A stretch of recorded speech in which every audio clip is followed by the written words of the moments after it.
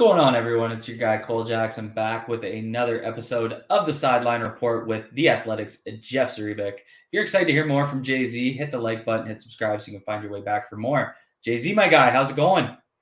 Good, man. How you doing? Good to talk to you. A little under the weather here, but it's a fun time. It should be a lot going on. Today was a kind of a reminder how busy it can get this time of year.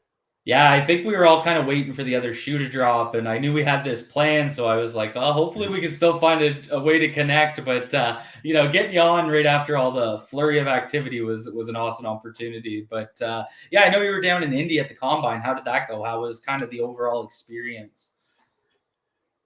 Good. It was sort of a reminder of pre-COVID times. You forgot what that week was like. I mean, it's kind of an exhausting week, and I didn't really partake as much as I may have if I was a little bit younger and I felt a little better. I sort of started feeling a little under the weather in the middle of the week.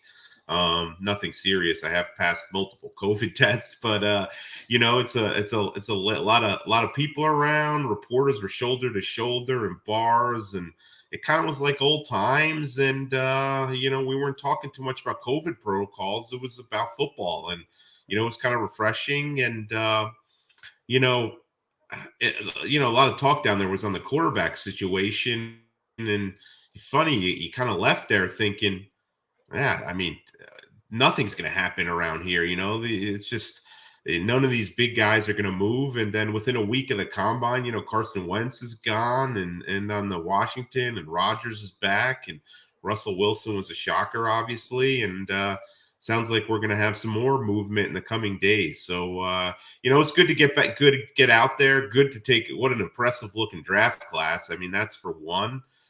And I think this is going to make you happy, and it's going to make me happy too in a way, because I'm kind of a load up on cornerbacks guy.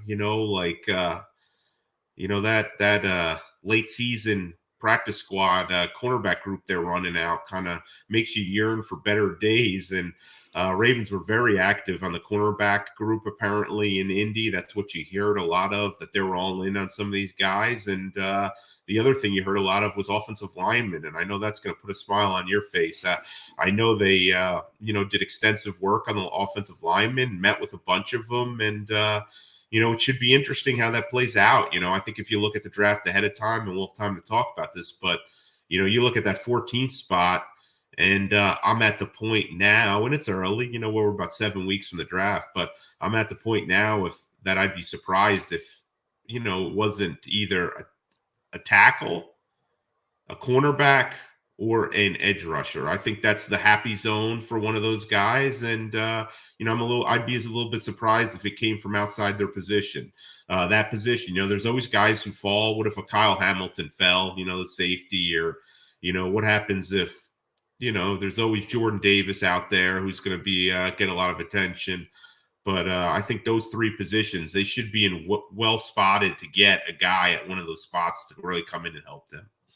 Yeah, that makes sense. And there was, it was quite the combine. Your colleague Dane Brugler with Lance Zrebiec on the Athletic Pod on Monday's episode talked in depth about the fast track, and that led to the fast 40s. But I mean, even if you kind of take away the fast track and you cut them all a half second, looking like an extremely athletic class, especially at the cornerback position.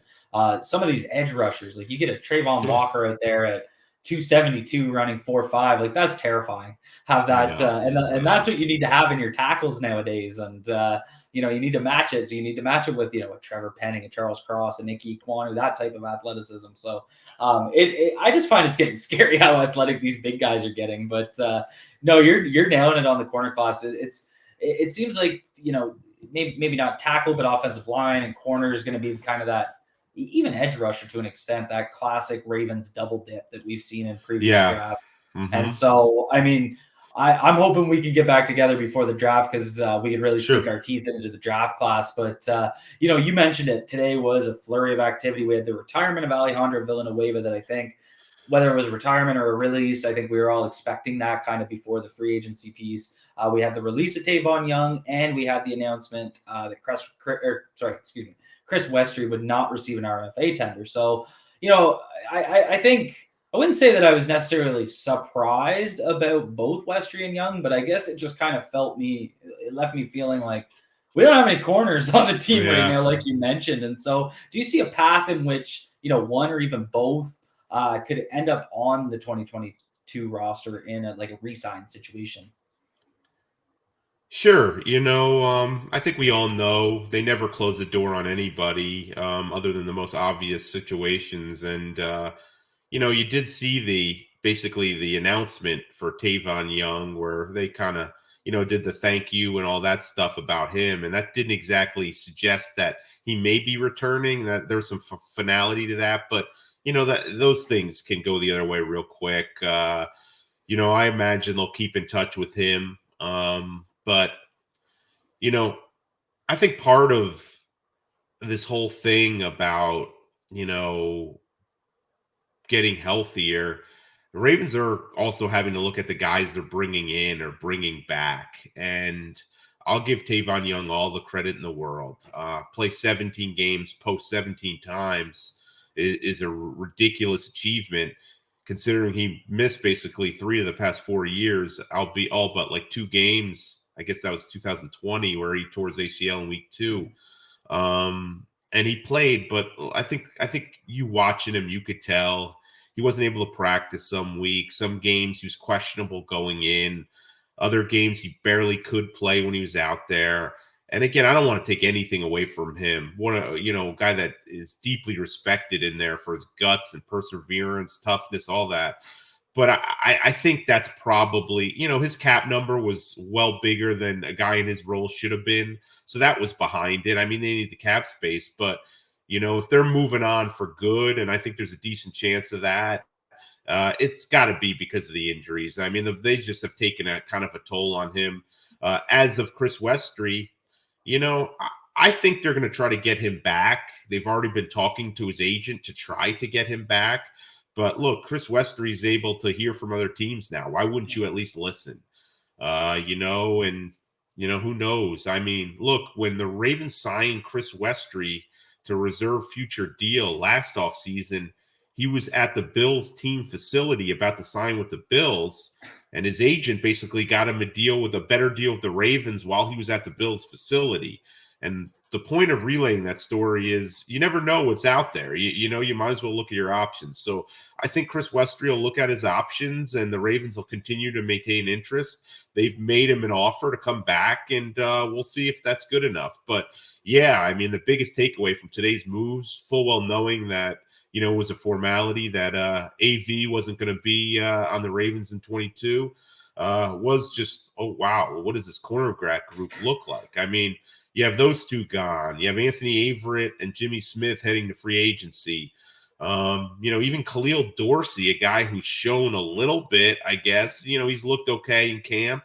Solid on special teams. They didn't even tender him either. He's still an exclusive rights free agent. They still have Wednesday to do that, so that still could get done. But again, we're just talking about guys. I mean, right now it's pretty much Humphrey, Peters, Kayvon Seymour, Amon Marshall, Tolliver, Jackson.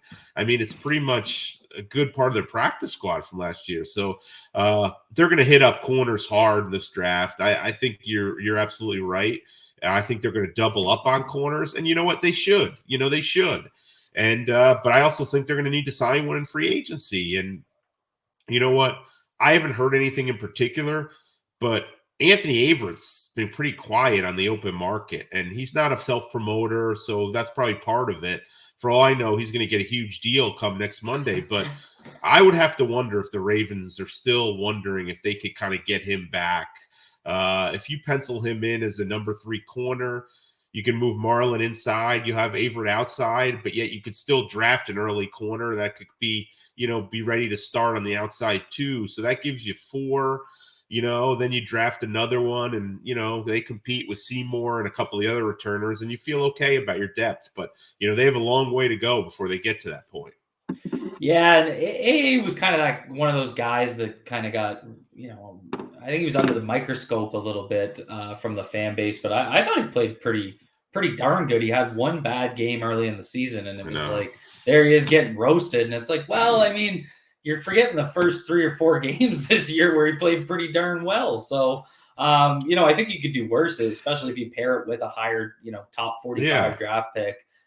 If he's your 4th guy, you're feeling pretty good about that as long as you have a, Yeah, I don't 4th get guy that either. I captain. mean, yeah, I don't get that either. Marlon Humphrey gets targeted a lot too. Morgan Yeah. Humphrey gives up completions too. Now, I'm not saying Anthony Averett's Marlon Humphrey, but it just seems to be such a short, a cornerback has a couple bad games. He stinks. Let's get rid of him. I mean, it's the toughest position other than quarterback, to play in the NFL. It's just absolutely the toughest position. In this day and age, in an offensive league, with all the sophistication of the offense, you see some of these receivers as 40 times and their ability to run routes. It's hard, especially when you don't consistently get a pass rush. You're going to give up plays. So I don't know what his market is. I haven't heard. His agent's not a big talker to the media. So, usually, you hear a lot more about the guys whose agents are happy to talk and promote. But, I look, Giants don't have a lot of money, Cole, but man, do they need a corner, and man, does Wink Martindale love Anthony Averitt. So that was my first thought. Wink Martindale is Anthony Averett's biggest proponent during his years in Baltimore. He meant every word he said about Anthony Averitt. He really believes in him. So Anthony Averitt also happens to be from New Jersey, northern New Jersey. So there it is. there's a couple fits there. I just don't know if the Giants have much money, but a lot of it will depend on Anthony Averett's market. But I know if they re-sign Anthony Averitt, there's going to be some growls and complaints. What are they doing? As long as it's a good price, I don't think it would be a bad move at all. I also don't think that could stop them from going early on a corner in the draft. But people got to understand. I mean, the prices cornerbacks are getting nowadays. These guys get paid a lot of money, and if you're not going to be in that market and you still want a quality guy, it's not easy. Yeah, no, very well said. And it's going to turn into probably where Joe Douglas was stealing everyone to the Jets, and now Wink's going to steal everyone to go to the Giants. I know. Still the New York pipeline. And I know, following Cap Guru and friend of both of ours, Brian McFarland at Raven Salary Cap on Twitter. So he puts out every year kind of the season's off season. Here's some guys that could feasibly be released with good cap savings, and here's what you'll save, and here's your dead money. And some of these guys is like the Miles Boykin, the Ben Powers, even Josh Oliver to an extent, though I think it's only like $1 million. So, how do you see kind of those guys playing out? I know when everyone's kind of putting together their off-season manifesto, we'll call it, it's always restructure Marlowe, cut these 3 guys, and then, suddenly you have $9 million in cap space. How do you kind of see those guys playing out? Yeah, Oliver, as you said, is $1 million, but you'd have to replace him on the roster, so another salary would slide in there.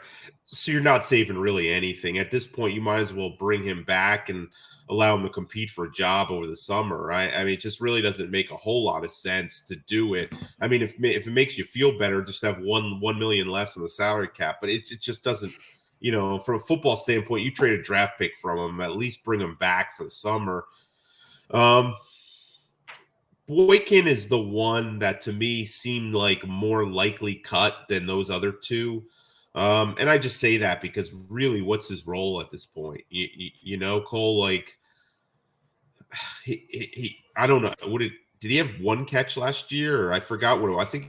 Yeah, and he I think kind of Tylan Wallace showing out on special teams is kind of like that the last wide receiver spot that can play special teams. Like it kind of stole his thunder a little bit.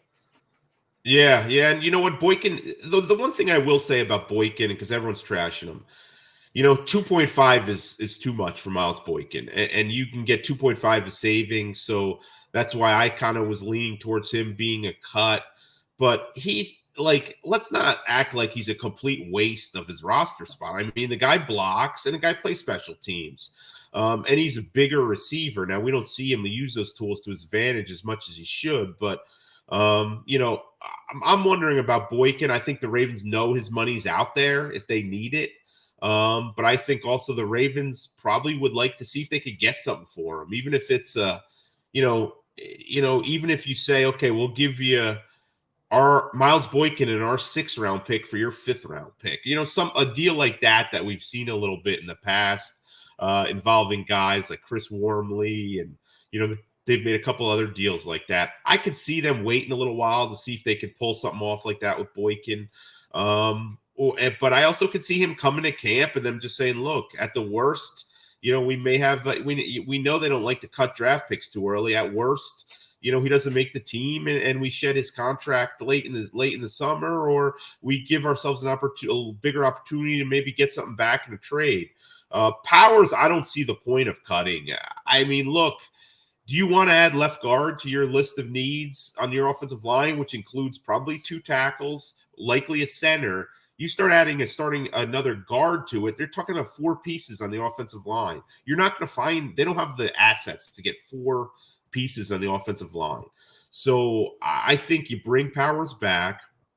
You allow him to compete with Phillips and Cleveland, 2 guys who do not have a history of staying healthy in their young careers.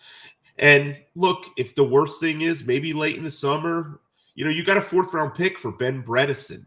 Remember that. You got a 4th-round pick. If he plays well in the preseason, Ben Powers, then you can move him late in the preseason and maybe get a 5th or 6th rounder out of it. And then you shed his 2.5, So, I know everyone loves to see them shedding contracts and just adding to that cap number. But I say this all the time. The Ravens know how to get money when they need it. And those guys are out there if they need it, but it doesn't really make any sense to just get rid of them until you need that kind of money, Right. So we'll see. I think those guys are still out there, and I could still I'm not penciling them in as part of the Ravens training camp roster, but I think at least in Powers' case, it makes sense to wait. Okay. Yeah. No, I think that makes a ton of sense. And I'll tell everyone right now. Jay-Z put out a great article on The Athletic last week. It's kind of an overview of the 21 free agents that the Ravens have, and it was kind of who stays, who goes. So be sure to go check that out. I'll drop the link down below. And of course, if you don't have an Athletic membership or subscription, what are you even doing with your lives? Go get one. It's $1 a month right now. It's well worth it. And great draft content from Dane Brugler. He's one of my absolute go-tos during draft season. And then kind of in that, an idea I've been playing around with, and I'm always focusing on the offensive line. And obviously, us fans don't have kind of a good sense of, what the Ravens would have seen in a Jawan James when he was able to I know he's doing mostly work on the side, but, how did he look health-wise? Do they have trust? So, one of the possibilities I float out there, it's like, I think he's due a $500K bonus on the 22nd. So, is there an option where if they get into the free agency market and they see like a Morgan Moses, a Trent Brown, that they could kind of be like, all right, we're going to let you go. We're going to recoup your $3 million and then put that into another tackle. Or am I getting a little too fairyland over here? No, I think, I think Eric DeCosta signed him with the purpose of him competing to be a starting tackle this year. And, I haven't heard anything negative about him. By all accounts, he looked good. I mean, he would be around. I'd always see him on the practice field. He looked pretty impressive guy physically. I know he's had all the injuries, but I think a big theme this offseason, Cole, is there. I don't want to say theme, but a big 2-word kind of phrase that we're hearing all off season is contingency plan. I mean, there's so many guys they kind of need contingency plans for, and he'd be one of them. So. I wouldn't pencil him in either. I think they would like to bring him to camp. Again, you know how good of a situation it would be to have a surplus of healthy offensive linemen late in the summer? I mean, I dream of it every night. Yeah.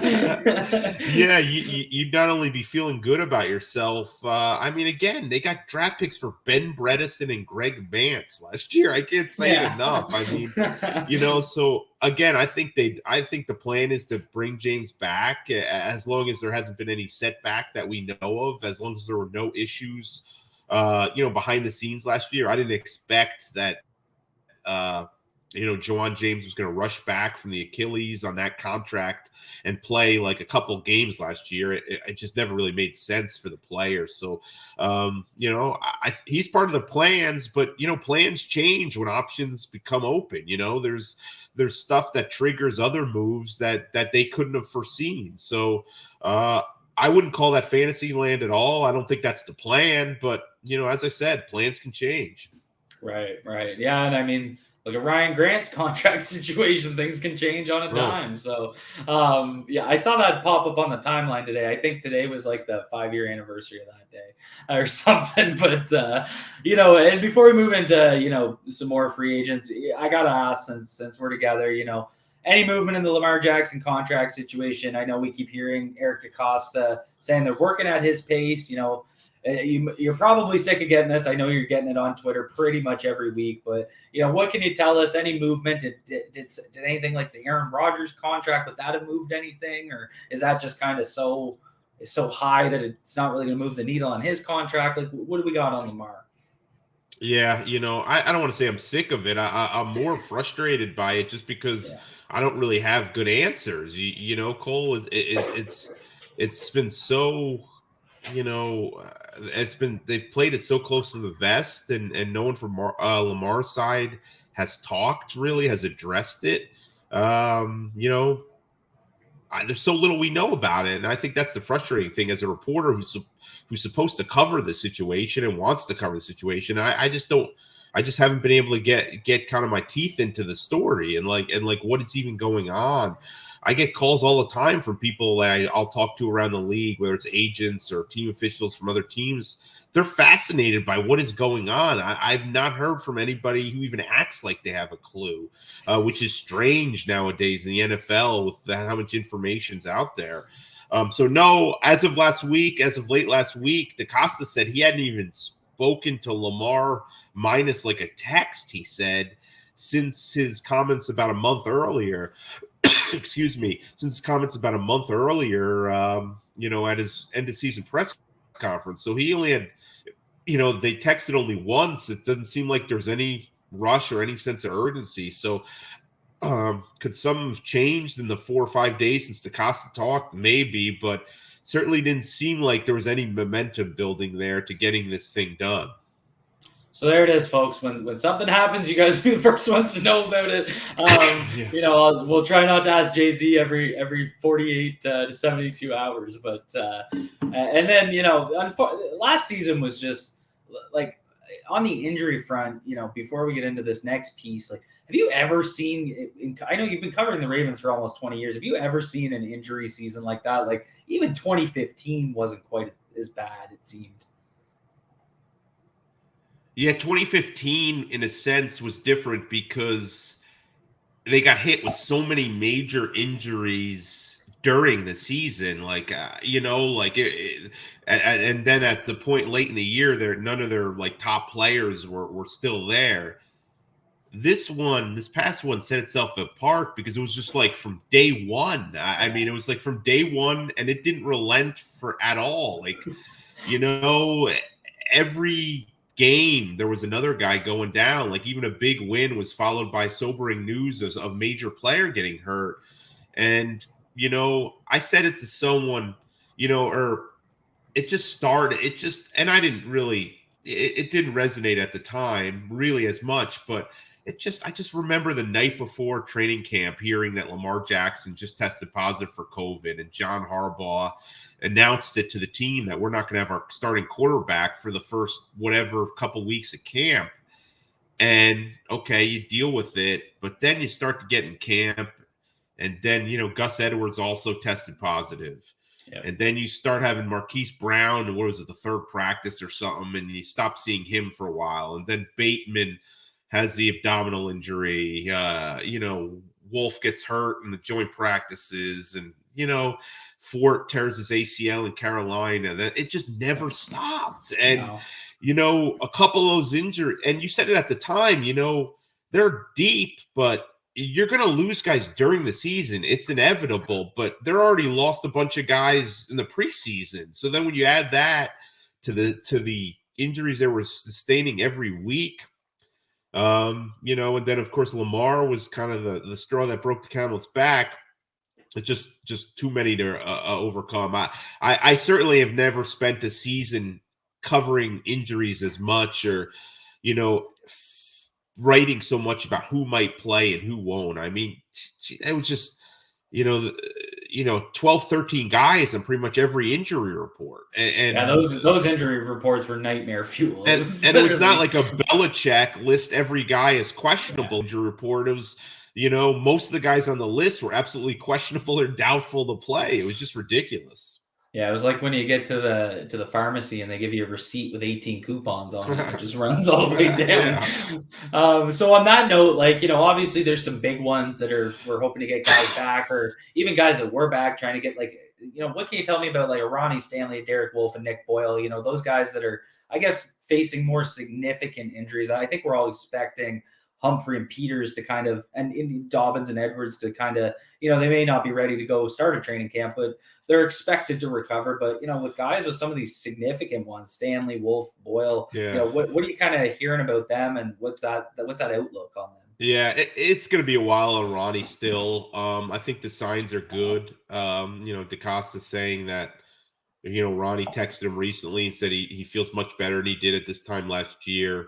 But Ronnie has already said, he told me this months ago, and I think he's told other people this. He's not pushing himself this time. Like he's going to acknowledge all the signs and he's going to do this right. So as much as people are going to want to see him as early as possible in training camp, he's not going to be out there unless he feels absolutely ready to go. So, until we see him, and you're just not seeing him out of practice once, I think you need to see him get through a couple weeks of practice, maybe get in some, live game reps somewhere. It's going to be some uncertainty there, but, there's some good signs building. Man, Wolf, that was a bizarre situation this past year. I mean, I was there in Carolina when he went down on his back and he wasn't getting up, and I was like, wow, this isn't good. And, by the end of the practice, he was standing on the sideline with his helmet on, joking around. And then you had John Harbaugh after practice say, he's fine. He avoided a major injury just day to day. And I think like 3 or 4 days later, when they came back to practice at Owings Mills, he was on the practice field again. So it's like, they must have dodged a bullet. And then suddenly we stopped seeing him. And then he started on IR, and then he came back to practice for a couple days and he just shut it down again. And, it was always viewed as a back injury. And then you see a picture of him in the hospital getting hip surgery after the season. So, man, it just didn't seem like they were on the same page with Derek Wolfe this past year. I don't know what it was.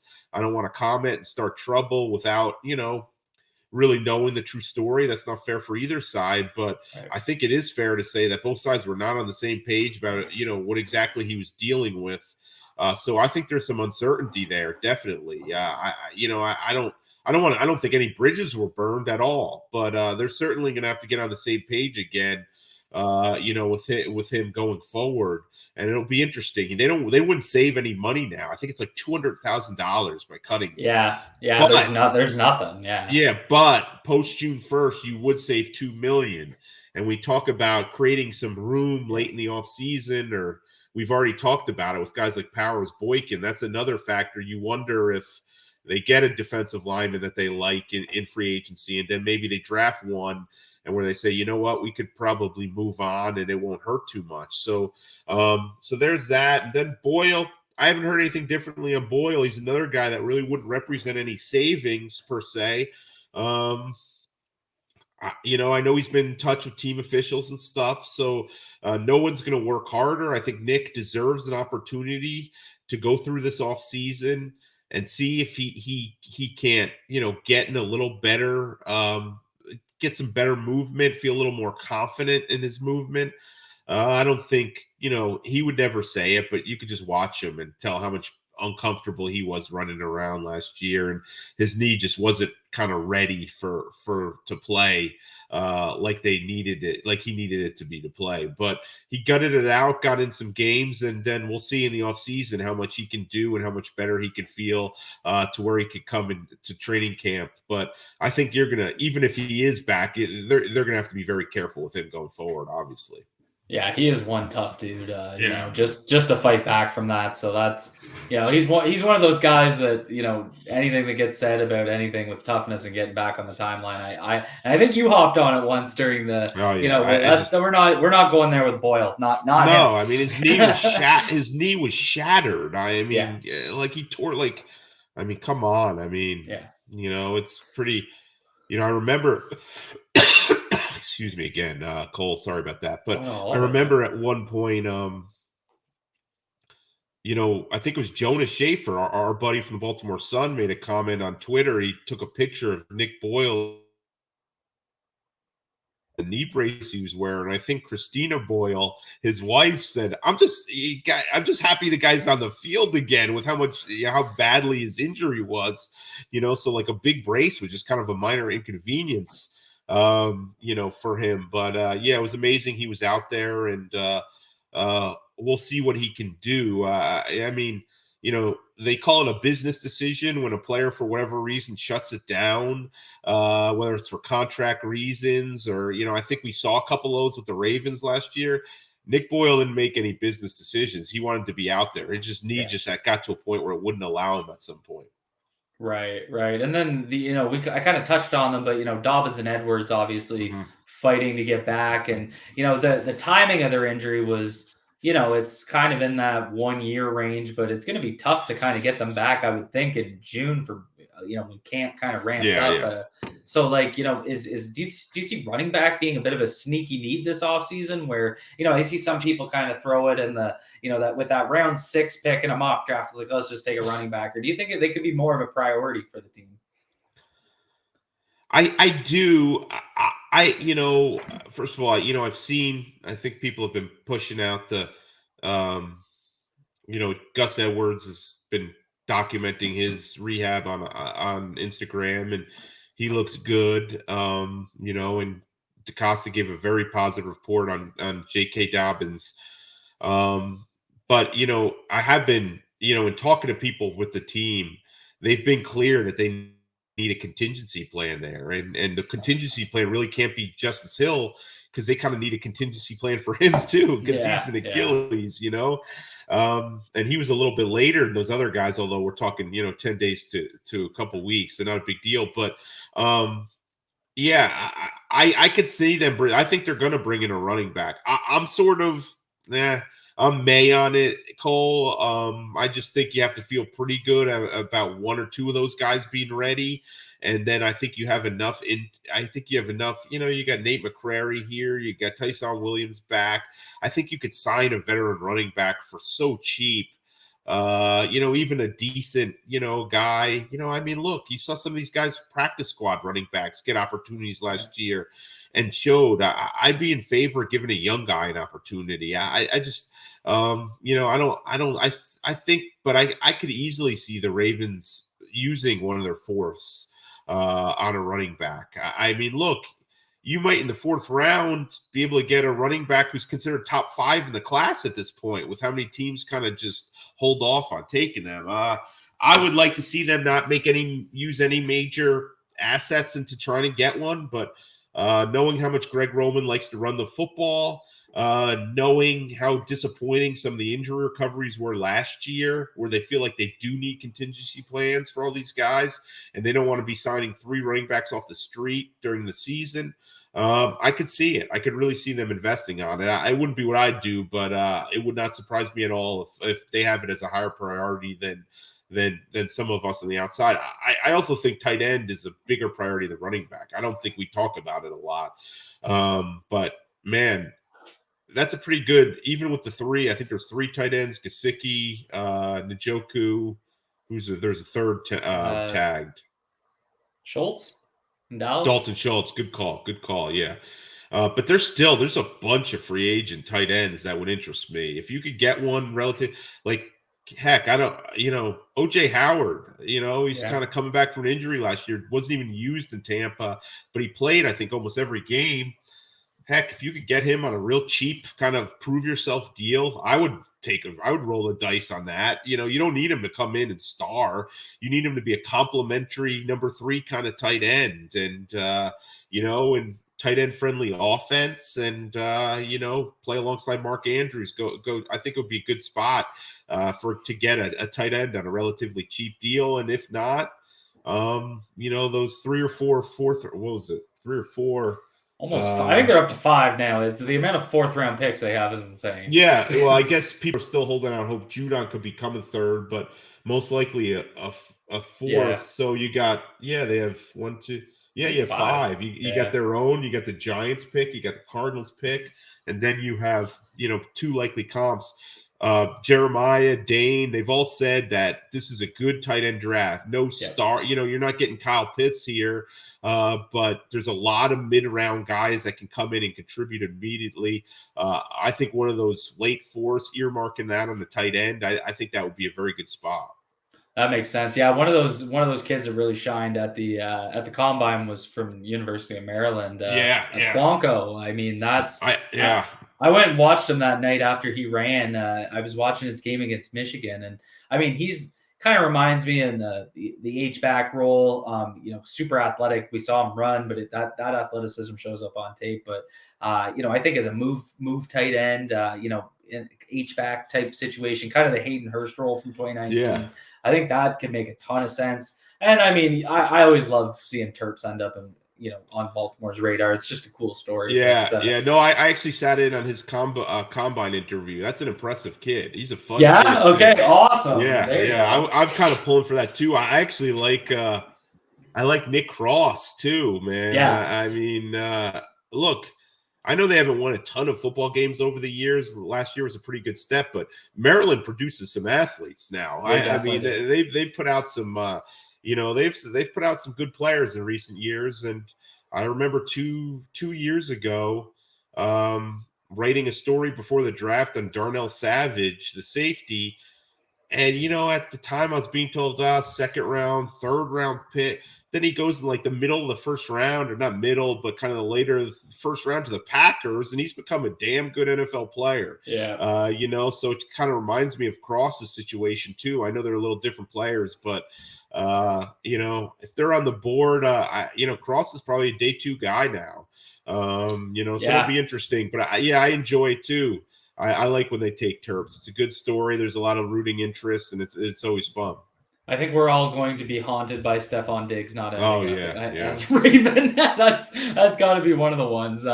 And so, that's kind of the Ravens free agency. Obviously, there's the big UFA piece coming up. And, I know my focus is on the offensive line. So I've been pushing that narrative. Go get a tackle, go get a center, that kind of thing. In free agency, I think there's, and there's quite a few guys out there that could, it's not the deepest free agency class, but there's some guys out there that could make a difference. And you kind of mentioned it, the theme really needs to be contingency plans, especially at the offensive tackle situation. But, one of the ideas I've floated is, what about a veteran center? Is that something, it sounds like Bozeman's on the outs. Maybe he tests the market and ends up coming back. We've seen that happen before, but how do you kind of see center playing out? Do you see that being a veteran center? Do they roll with Cologne? Does McCurry play in there? It's kind of a mishmash of different factors.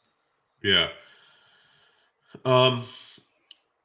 Bozeman, the thing with Bozeman, it's not looking good. But I won't completely dismiss the possibility, because I don't want to put words in Bradley's mouth. But I think if all things were equal, Bradley would come back to the Ravens. And I think even if they weren't equal, if they were close to equal, I think if the Ravens were in the neighborhood with what he could get from another team, he would come back to Baltimore. He wants to be here. His wife wants to be here. Great, but it just doesn't, the negotiations haven't gone well. At least they hadn't until recently. I don't know if there's been any, I haven't heard there's been any, it makes sense to kind of take one more shot at it, I guess, but they were going nowhere, and they've been going nowhere for a while. There's a difference opinion there. And it's just Bradley Bozeman screams as a guy that they're just going to say, you know what? He's a good player. We think McCarry and Cologne may not be as good as Bradley Bozeman, but they're a lot cheaper than Bradley Bozeman. So we repurpose the money we save on Bozeman to another position, and then we keep our options open at tight end. If we can find another guy in free agency, that we can get on a good team friendly deal. I know there's a couple other centers out there. The Brian Allen, right, from the Rams, and Ben Jones from the Titans. I guess the Bears have that guy Daniels that played guard but could play center. Feliciano was just released tonight from the Bills. He's a guy with some center experience.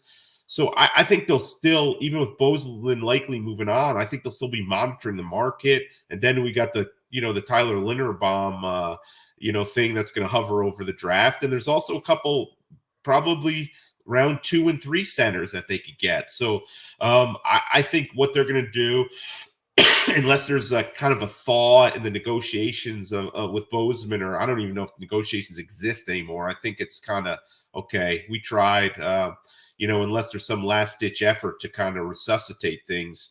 But I think they're going to kind of let him walk, repurpose the money they're going to save, go into it saying, you know what, if Patrick McCarry's their starter, we can live with that. Or if he's competing with, Tristan Colon, we can live with that.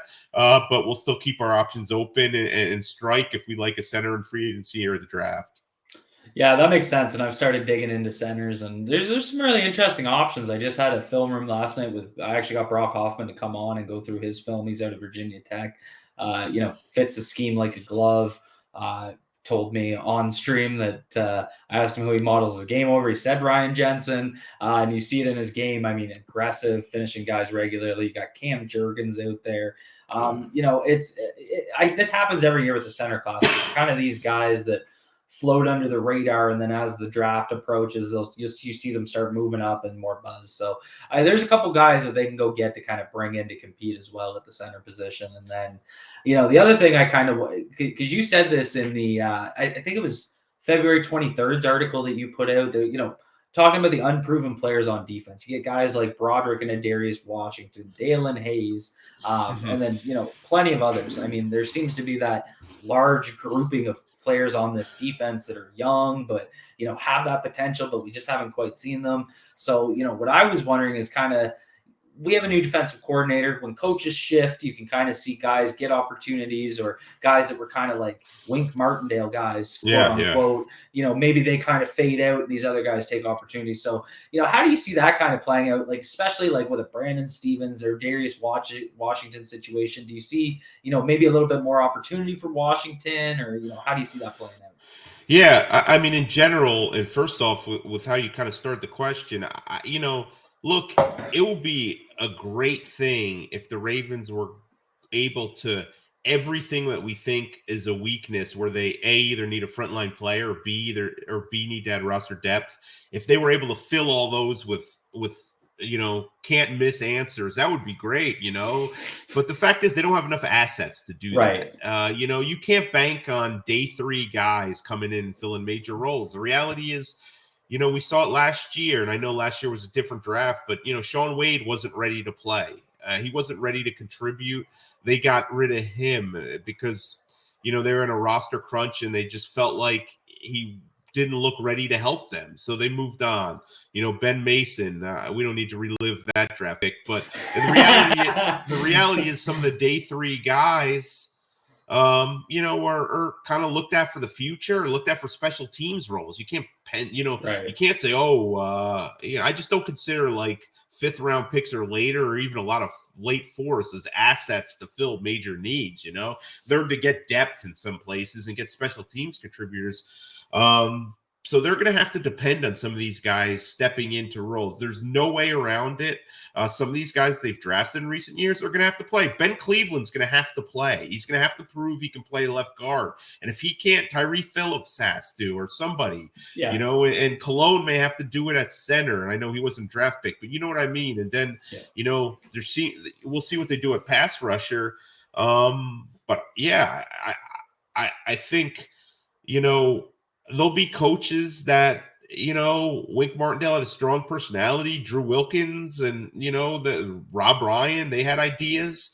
Mike McDonald will have other ideas. There'll be certain players that Wink was extremely fond of that, after watching film or even remembering the time he was together with them, that maybe Mike McDonald's like, I'm not really sure this guy can play. I mean, they have so many new coaches on defensive side, Rob Leonard, an outside linebacker,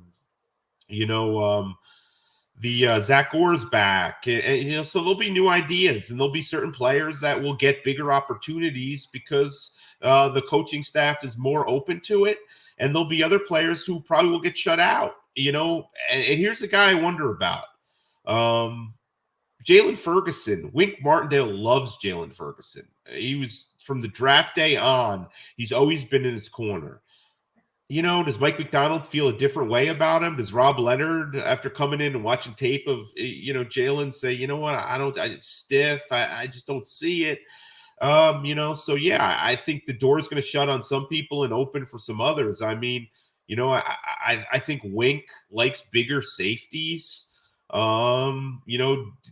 Just physical and big safeties. And I don't think Ardarius Washington didn't fit that mold, and they were using him in nickel. But there's a lot of people in the organization who are very high in Ardarius Washington. So maybe he gets a bigger chance. He was a good name to mention. Some of these guys are going to have to play, though. That's just the bottom line. I mean, they can't fill every hole they have sufficiently with outside answers via free agency or draft. So the good news is they've accumulated a lot of draft picks over the years. There's a lot of guys that haven't gotten an opportunity that are going to get one. You mentioned Dalen Hayes, Broderick Washington. I thought he came on last year. Yeah.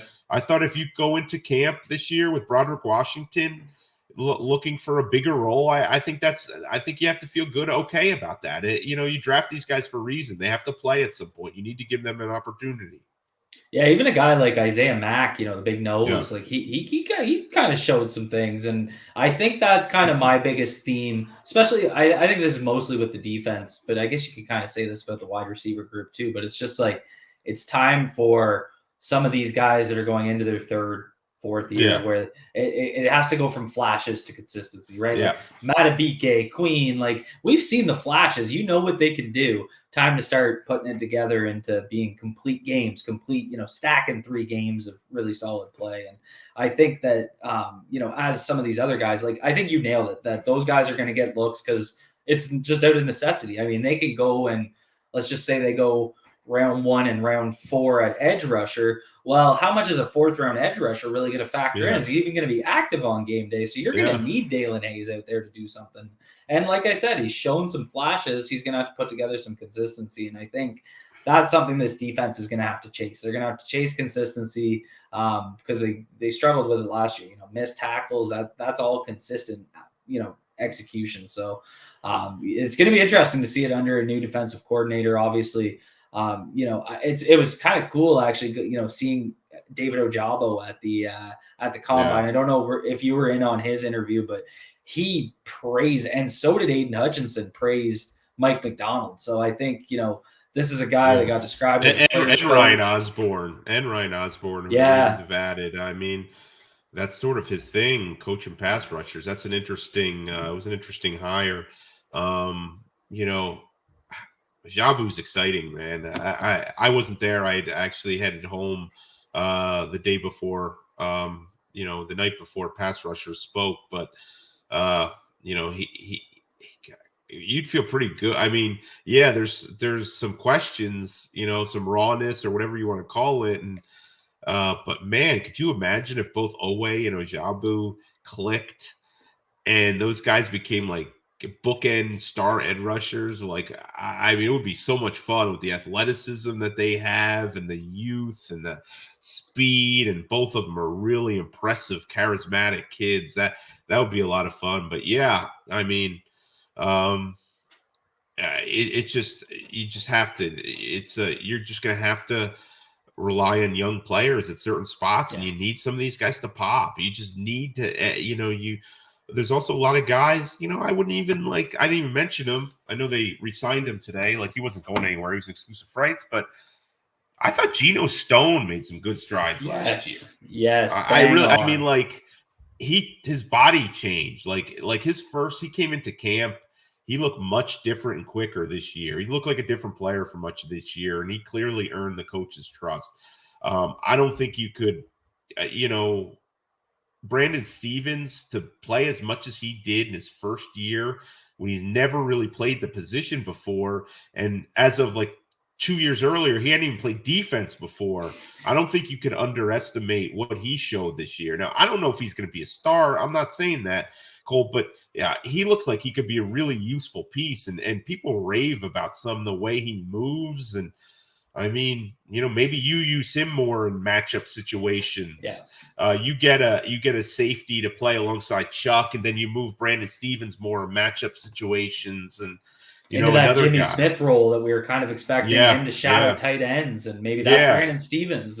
Get younger and more athletic, I think, and Ardarius could factor in that role too. I mean, there's a kid that just knows how to play. I mean, he's good ball skills and he knows how to play. Even though he's undersized, there's still, we look at all the needs, and we've all said, they really need help at every defensive level in a way. But that doesn't mean the cupboard's bare. That just means some guys aren't proven. They're going to need guys to pop. I mean, they're going to need the coaches to get some of these guys to play well on a consistent basis. And the Ravens have a good track record with that. Let's be honest. So they deserve the benefit of the doubt that some of this is going to get done. Yeah, no doubt. And I think that's a good spot to wrap up, because I think you kind of nailed on two of the bigger themes that I see going through this offseason into next year. It's kind of, you nailed it, contingency plans. That has to be, especially with the offensive line situation. I mean, you got to overinvest at tackle. We kind of talked about it before. I don't want to see Tyree Phillips back at tackle. Load up on tackles so that you can kind of leave him at guard, let him develop there, let him do what he actually has a skill set to do. And then the second one is, some of these kids have to step up. Even we've mostly talked about defense here, but even when you look at the wide receiver picture, guys like Prochet, Wallace, like they're going to get some Duvernay, looks. Duvernay, like it's time to kind of stack consistency and put it together. So I think I know it wouldn't be popular, Cole, but that's why I don't want to see them go out and bring in another receiver. Like it's just like you keep bringing guys over these guys. What do you expect? Like that's not to say I think they'll probably bring in a receiver at some point. Maybe you bring in a vet on a league and a minimum type deal and have them compete for the number 4 or 5 role. You can never have enough, but I just what people say, oh, why not? We need more. Well, you can't just keep drafting these guys and expect to see meaningful development if they're not getting a chance to play. And we'll see. I think the next week's going to be interesting, really, Cole, excuse me. I think you look at free agency and,